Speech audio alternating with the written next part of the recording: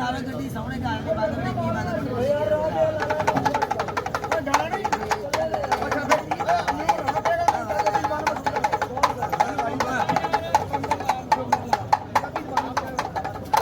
ਬਾਤ ਸਾਹਮਣੇ ਗਿਆ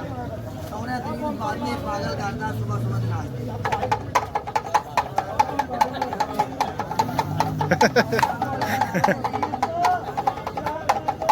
ਹਾਂਜੀ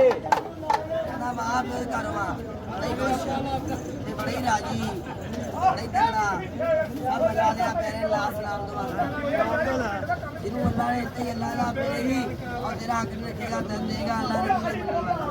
ਆ ਗੱਲਾਂ ਸਿੱਧ ਰੱਖਦਾ ਜੋ ਅੱਲਾ ਪਾਕ ਨੇ ਮੰਨਣ ਵਾਲਾ ਓਏ ਬੇਕੂ ਬਿਠਾ ਦੇ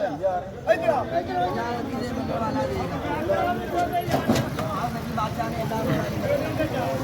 कल आ गया सौ रुपया गुजरना दिला सबक राजा अब